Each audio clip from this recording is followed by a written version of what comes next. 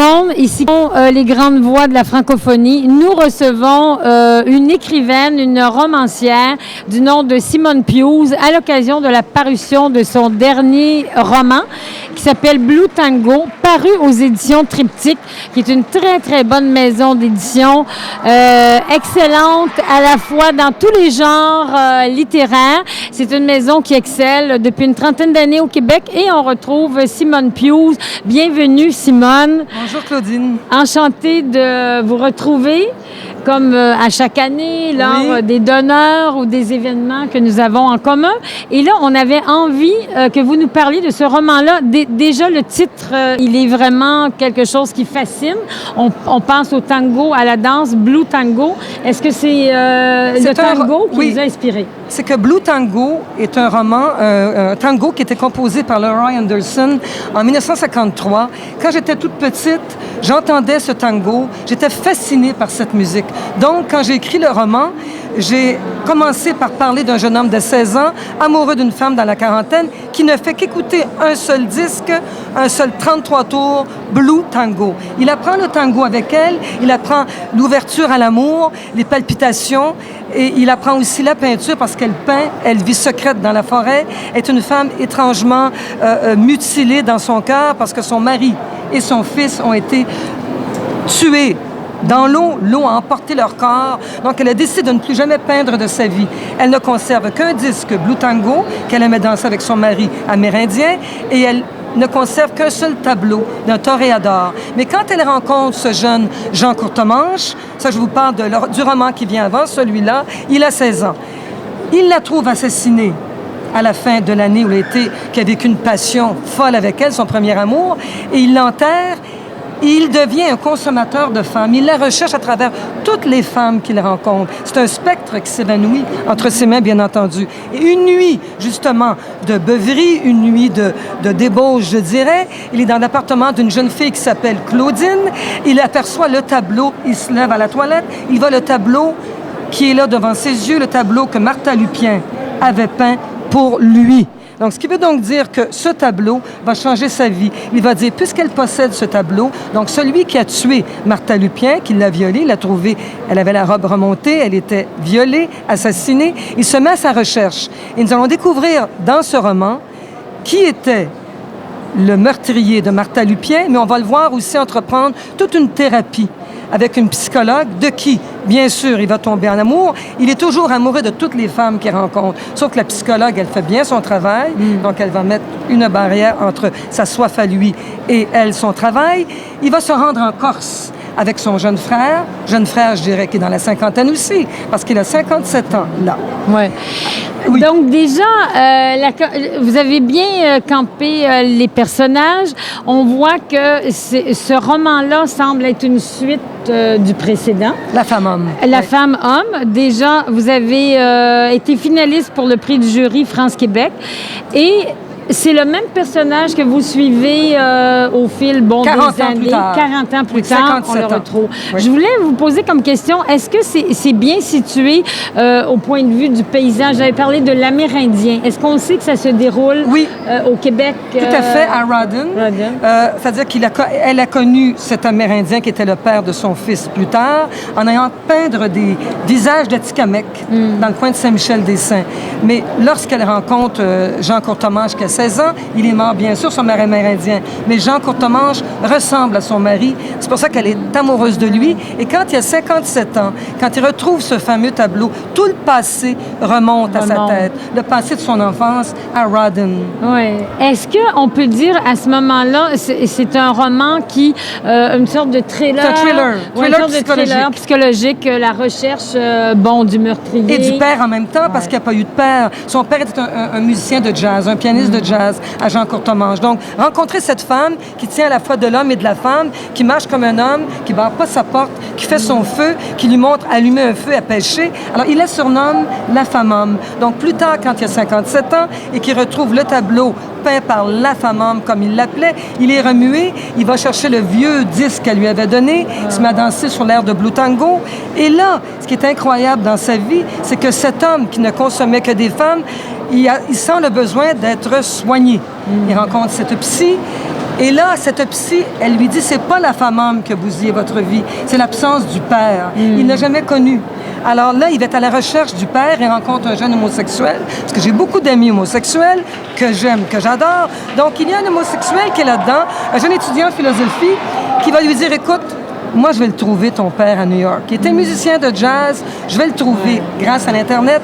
Il le retrouve. Et Jean Courtemanche va retrouver son père à 57 ans, qui est un vieux plus dedans, qui était héroïnomane pendant des années dans les bas-fonds de New York. Oui. Et comment ça se déroule, cette rencontre-là? Souvent, ça peut être une rupture. L'autre, le père peut le rejeter.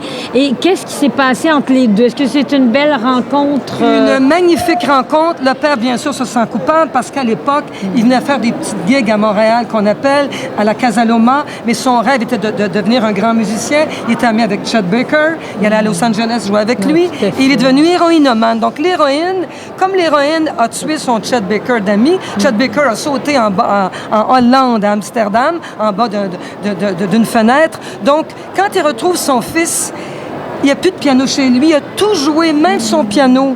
Il est obligé de le vendre. Il ne joue plus depuis 20 ans. Et là, Jean Courtemanche, qui a de l'argent, qui a une grosse BMW, qui dit « Papa, je veux que tu me joues quelque chose. » Ses mains sont pleines d'arthrite. « Papa, je t'amène en Corse. » En Corse? Donc, il l'amène en Corse. Mais pourquoi le rapport à la Corse, finalement? Parce que Jean Courtemanche était fou de la Corse. Chaque année, malgré le fait qu'il changeait de femme constamment, il aimait toujours sa nouvelle blonde en Corse. Il est fou de la Corse. Peut-être pour les mêmes raisons. C'est toujours que l'écrivaine écrit avec son sang. Je suis folle de la Corse à cause de la mer et de la montagne. Ouais. Il y a tout ça. Puis il y a les chants Padjella que je suis allée écouter, ces hommes qui chantent avec une main sur l'oreille. De l'autre voix d'homme qui chante plus haut. C'est magnifique, c'est très touchant. Il l'amène dans ce qu'il aime le plus au monde, la Corse. Avec le jeune ami homosexuel qui a permis la rencontre et son frère William. Attention, William est très important dans ce roman. C'est pour ça que j'en parle pas trop, pour que le lecteur découvre ce qui se passe, un amour tordu. William est en totale admiration, en passion véritable avec son frère. Il est marié, il est avocat, une seule femme dans sa vie, mais toute sa vie, il est resté pris avec l'image de ce grand frère qui l'auréolait. Je ne vais pas en parler plus de William parce que c'est le nœud du roman. Ouais. Mais cette rencontre avec le père en Corse, il y a des bouts. Est-ce que tu aimerais que je te lise un petit bout de la oui, Corse? Je crois qu'en terminant, c'est ça, on va lire un passage. Oui, on lit un passage. Alors, ça se passe lorsqu'il amène son père en Corse, accoudé au bastingage. Dad, il l'a surnommé Dad, semblait émerveillé devant les puissants massifs flanqués de pentes, creusés de vallées, tranchés de gorges profondes et hérissés de collines couvertes de la végétation du maquis. William, mon frère et moi les connaissions tous. Du doigt, j'indiquais quelques géants. Le mont Prado. Nous avons le mont Artica et le plus haut, mon préféré, le mont Cinto, 2706 mètres. Pourtant, cette île ne mesure que 183 km de long sur 85 de large. Je parlais presque tout bas. Je murmurais afin de ne pas déranger les rares voyageurs, dont certains, caméra en main, mitraillaient l'apparition. Au-dessus du tourbillon d'écume qui rugissait à leurs pieds, apparurent bientôt les tours de guet en roches volcaniques rouge foncé, mêlées de cristaux blancs, les donjons de granit rose, les citadelles de calcaire, les rochers taillés en cavernes par les vents, les villages agrippés à la roche nue, les chemins en belvédère sur la mer et les plages de sable blanc. Un silence se fit, trop de beauté remue jusqu'au tréfonds de l'âme. On se croirait en Corse, hein? Vraiment, là, vous reconstituez tout à fait le décor. On voit que, bon, vous êtes une femme passionnée. Dites-nous, évidemment, tout ce que vous dites dans le livre, les kilométrages, les montagnes, le nom des lieux, c'est la réalité. C'est la réalité, exact. Vous avez oui. Et vous qu'est-ce qui vous a attiré en Corse? Comme journaliste. Alors, je suis allée faire 2 fois des reportages là-bas. La première fois, je n'étais pas journaliste, j'étais très jeune. J'allais voyager, je faisais un tour d'Europe. Ouais. Et je suis arrivée en Corse. Et là, j'ai été complètement amoureuse de ce coin de pays. J'étais fascinée par la Corse. À un tel point qu'après, quand je suis devenue journaliste, j'ai commencé à faire des reportages. J'ai demandé qu'on m'envoie en Corse. Et là, j'ai trippé encore plus fort. Mais comment vous pourriez définir l'homme ou la femme corse? Parce qu'ils ont un tempérament très différent, même des Français comme tels. Souvent, ils se considèrent, ils disent, on n'est pas sur le continent, on est vraiment hors continent, c'est sur une île. et ils se considèrent comme une identité tout à fait à part. Ils ont beaucoup de sang italien. Je dirais qu'ils sont moitié-moitié, mais ils tendent plus à aller vers l'italien. Vers cette poussée, en plus, cette espèce de sauvagerie que n'a pas l'italien. C'est très fascinant, un Corse. Puis là, ce côté de roi, ce côté... Il est presque immuable. Quand il aime, dans sa passion, il est enveloppant. Ouais. On a aussi ici une chanteuse qui est amoureuse d'un Corse depuis des années. Elle dit, Simone, j'ai plus vu aucun autre homme dès que j'étais amoureuse de ce Corse-là. Le Corse t'enveloppe. Le Corse te fait vivre la beauté de la nature et sa passion à lui, sa sauvagerie, le maquis, les ânes. Moi, j'ai connu un berger corse. Je le suivais dans la montagne avec ses moutons. C'était fascinant. Alors, cette passion que j'ai vue dans le Corse, quand je suis revenue ici, j'ai dit, mon Dieu, pourtant j'aimais les Québécois, mais la Corse m'avait tellement fascinée que moi, si je m'écoutais Claudine, j'avais pas des fils ici, j'irais vivre en Corse. Immédiatement. Ben, c'est un vœu que je vous souhaite, finalement, peut-être dans quelques années où il faut toujours réaliser ses rêves. Peut-être que vous allez les réaliser. Oui. Mais on voit que la Corse, c'est quelque chose qui vous habite, qui vous a traversé et vous avez réussi à transmettre cette passion-là dans ce roman-là. Parce que vous dites qu'il y a au moins un tiers du livre qui est consacré à la Corse. Exactement. Donc, est-ce que vous avez déjà été amoureuse d'un Corse? Oui, Vous semblez oui. l'être. Un jeune étudiant en médecine qui était corse et qui m'avait fait connaître ce jeune berger parce que les Corses, qui est merveilleux, il n'y a pas ce décalage entre les carrières. C'était son meilleur ami, un illettré. Il dit, Simone, je vais te présenter mon grand ami. Je croyais avoir affaire à un philosophe. C'était ce berger avec les dents toutes noires qui était là. Je vais vous emmener dans la montagne, nous baigner dans les criques. Et le jeune était fier, le jeune étudiant en médecine. Il dit, Simone, c'est mon meilleur ami. Je viens ici tous les étés. Il l'aimait d'une amitié extraordinaire. Parce qu'ils sont près de la nature aussi. C'est la nature qui parle à travers eux. Et est-ce qu'on peut dire aussi, moi j'ai entendu dire que les Corses, ce sont des gens de tempérament très, très fort et qui ont une sorte d'esprit de vengeance.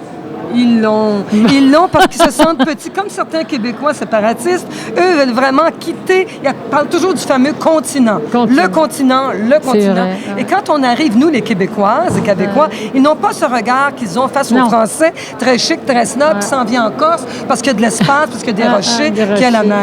Alors, ils aiment beaucoup les Québécois. On a quelque chose en connivence avec eux. Mais le côté séparat, le côté francophone, perdu dans cet immense espace. Alors, eux, ils nous aiment beaucoup. Donc, mais les Français, je dirais qu'ils ne sont pas si fous que ça, des Français. Non, pas du tout, parce que... oui, j'en ai entendu parler. Je sais que la France, pour eux, ils disent c'est une autre identité, c'est un autre continent, parce qu'ils ont voulu avoir la même mise. La France a voulu justement s'accaparer la Corse et ils disent, nous, on est indépendants, autrement dit. Enfin, ils ont leur indépendance culturelle. Exactement. Aussi, ils ont leur langue corse et j'ai entendu des chants corses aussi. Et ça, c'est de toute beauté. Extraordinaire. Et dedans, justement, le jeune homosexuel va devenir amoureux d'un Corse qui chante avec la main sur l'oreille. Ah! Et l'autre, il est fasciné. Il pense que ça va marcher. Mais ce Corse-là a une femme. Mais malgré tout, ils seront fascinés l'un par l'autre. Il ne se passera rien. Jean Courtemanche assiste à tout ça, ainsi que le vieux père, ex-héroïnomane, qui rit, qui dit, il a rencontré son Waterloo.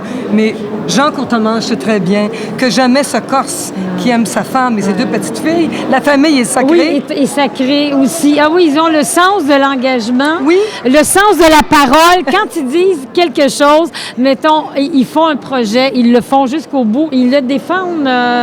Napoléon était corse. Oui, Napoléon était corse. Oui, il y a un beau musée consacré à... Il y a une section du livre qui se passe au musée. Et là, il va connaître, justement, l'homosexuel va connaître enfin un autre homosexuel qui travaille au musée. Et là, il va venir le retrouver au Québec. Donc, la Corse est très présente. Je suis très contente que vous me parliez de ça parce que la Corse est un personnage dans ce roman-là. Oui, je pense que la Corse est le personnage. Alors, on a envie de retourner à ce roman. Si on l'a déjà lu, si on l'a pas lu, enfin, c'est un plaisir de découverte. Blue Tango, regardez l'illustration qui est vraiment magnifique. Alors, en toute fin, nous devons souligner tout le parcours de Simone, mais en rafale. Romancière, essayiste et journaliste, Simone Pius est également metteur en scène et auteur de nombreuses pièces de théâtre et de scénarios pour la télévision et le cinéma. Elle s'est méritée à 2 reprises le prix Molson de journalisme en loisirs par ses chroniques publiées dans la presse et les cercles concentriques. Son premier roman a reçu le prix SO du Cercle du Livre de France. Voilà, elle signe Blue Tango, son 5e roman, et le roman est déjà promis, dont un Comment ça avenir. vient se vendre à Paris? À Paris, il devrait se vendre en Corse. Alors, c'est ce que nous vous souhaitons. Nous vous remercions beaucoup d'avoir été avec nous. À une prochaine. Merci, Claudine. À une prochaine. Voilà.